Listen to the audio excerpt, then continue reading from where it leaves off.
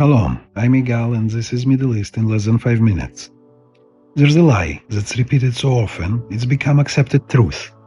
The Jews were expelled from their land by the Romans in 70 CE. They wandered for 2000 years. Then, as European colonizers, they returned in the 20th century to a land that wasn't there.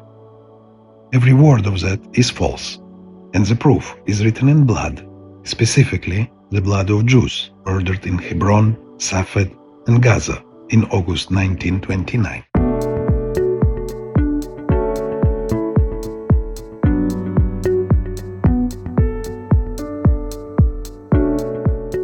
The Roman expulsion that never happened. 70 CE. The Romans destroy the Second Temple in Jerusalem. They kill hundreds of thousands. They enslave tens of thousands more. But they don't expel the Jews. Historical evidence is clear. There was no forced mass expulsion. No Roman policy of removing Jews from the land of Israel. No ethnic cleansing. After the Great Revolt of 66 to 73 CE, an estimated 2/3 of the Jewish population in the Galilee remained. 1/3 of the coastal region was still Jewish. 135 CE, the Bar Kokhba revolt is crushed.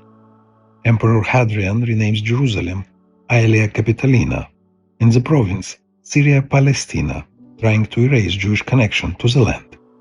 Jews are temporarily forbidden from entering Jerusalem. But within 50 years, Jewish culture is flourishing again. Rabbi Yehuda Hanassi edits the Mishnah. The Sanhedrin operates. The Jewish patriarch has excellent relationships with the emperor.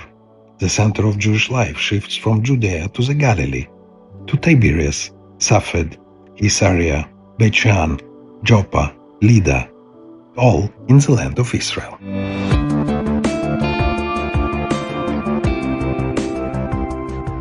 Byzantine persecution. But Jews remain. 4th century CE, the Byzantine Empire adopts Christianity. Emperor Constantine converts in 312. At the beginning of Byzantine rule, the Jewish population in the land of Israel is large. Rabbi Yochanan in the Jerusalem Talmud states that most of the land is under Jewish ownership. Until some time after Constantine, Jews constitute the majority of the population. Then persecution begins. Byzantine rulers try to convert Jews by 3 methods: persuasion, coercion through pogroms and terror by Christian zealots, and government legislation restricting Jewish life. 351 to 352 CE, another Jewish revolt, this time against a corrupt Roman governor. The Jewish population in Sepphoris rebels under Patricius against Constantinus Gallus. 359 CE, Hillel II creates a Hebrew calendar, ensuring that Jewish communities worldwide can observe holidays, even as persecution intensifies. The Jerusalem Talmud is completed in the land of Israel around 400 CE. Jews are still there, creating, building, surviving.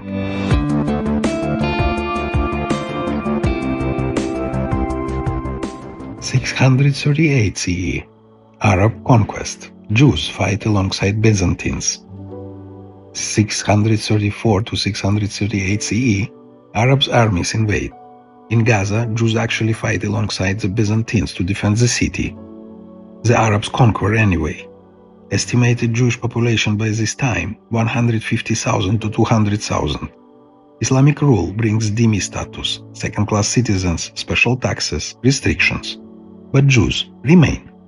Throughout the medieval period, Jewish communities persist in Jerusalem, Tiberias, Safed, Hebron, and Gaza. The 4 holy cities, Jerusalem, the holiest, Hebron, cave of the Patriarch, Tiberias, Jerusalem Talmud, Safed, center of Kabbalah in the 16th century.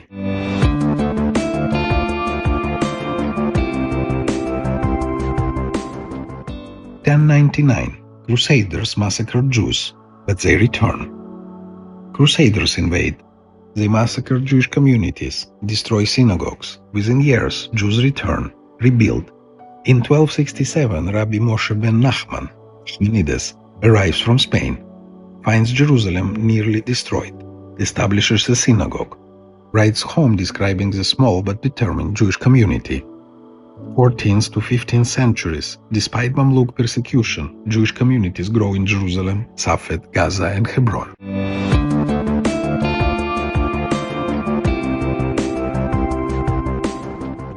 1492, Spanish expulsion. Refugees come home. In 1492, Spain expels the Jews. Where do many go? Home, to the land of Israel. Rabbi Don Yitzhak Abarbanel writes in the year 1492, the Lord aroused the rulers of Spain to expel from their land close to 300,000 Jews, and the Jews left the west and turned towards the land of Israel. They settle in Safed, establish printing presses, create centers of Torah study. The Jewish population grows. Early 1600s, Rabbi Avraham Azulai moves from Morocco to Gaza, writes his mystical work Hesed LeAvraham there. Rabbi Israel Najara moves from Safed to Gaza, writes the Shabbat song Kach Ribon Olam, still sung in synagogues worldwide.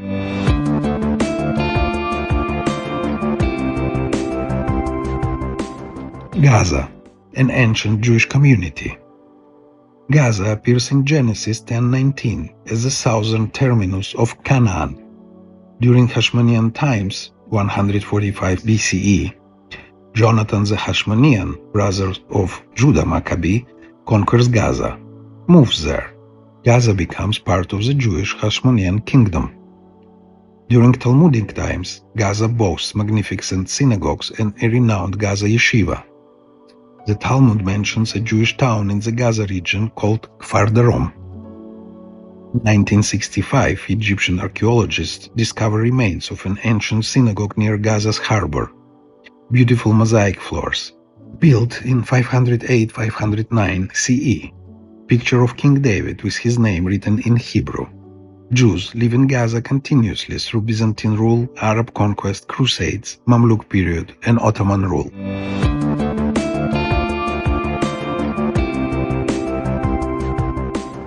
Hebron, 4,000 years.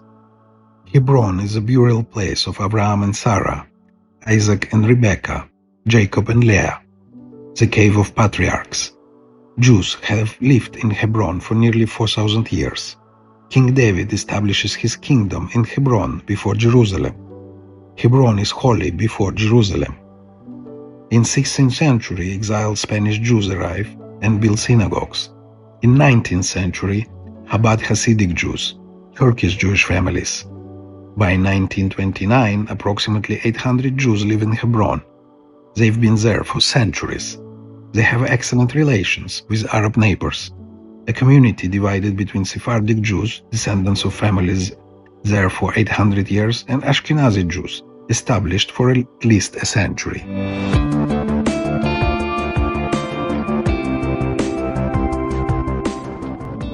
August 1929.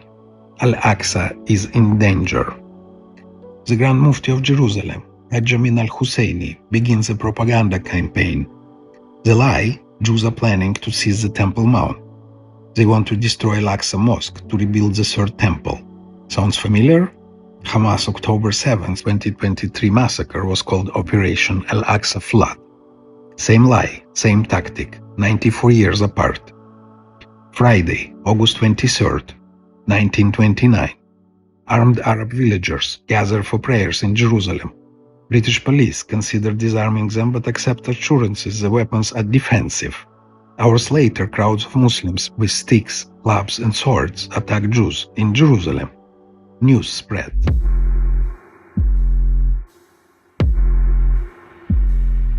Saturday, August 24, 1929. Hebron.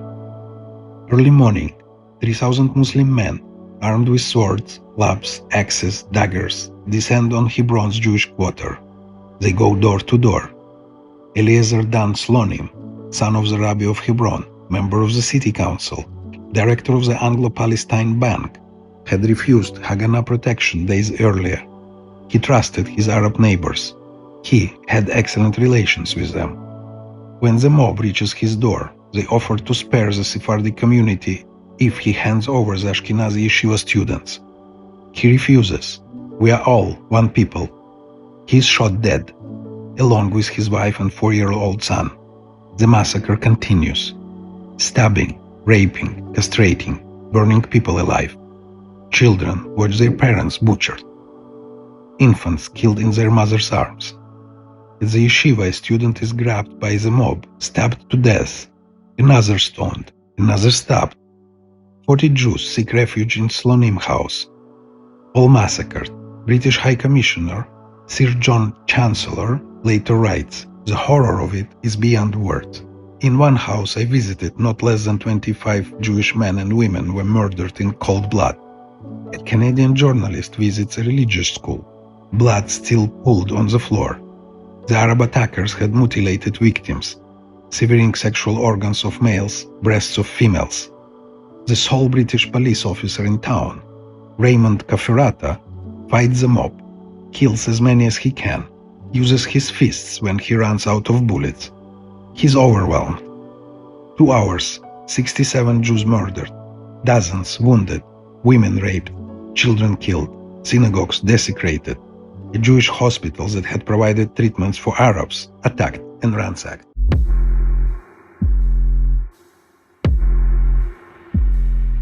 The lie spreads. August 29th, Safed. 45 Jews killed or wounded, houses and shops set on fire, bodies mutilated and burned. A schoolteacher, wife and mother, cut to pieces with knives. Attackers enter an orphanage, smash children's heads, cut off their hands. Gaza. Gaza Jewish community, living there since Talmudic times, through Byzantine rules, Crusades, Ottoman Empire, is attacked. All Jews are driven from their homes. The Arabs banned Jews from living there. The cemetery is desecrated, synagogues destroyed, all evidence of Jewish presence erased.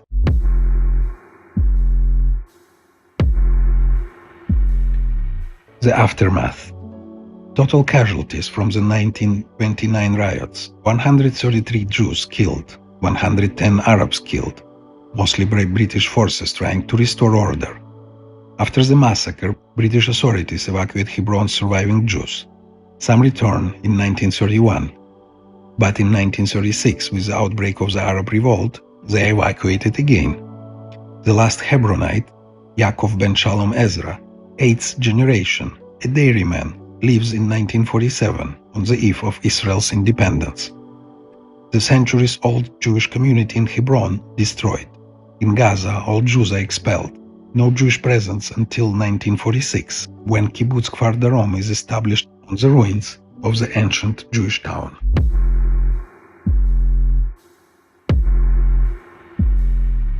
The lesson.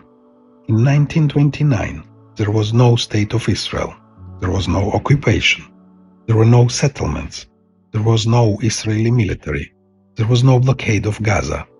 There were only Jews living in their ancestral homeland, as they had for nearly 4,000 years. And they were massacred by neighbors who lived alongside them peacefully. Incited by the same lie Hamas uses today, the Jews want to destroy Al-Aqsa. David Ben-Gurion called 1929 a turning point. It killed his hope that Arab masses would join with labor Zionists in class solidarity. The Shaw Commission, the British inquiry, noted that Arab objections to Zionism were ideological, comprehensive, intense, and inflexible. Not about borders, not about occupation, not about settlements, about Jewish existence.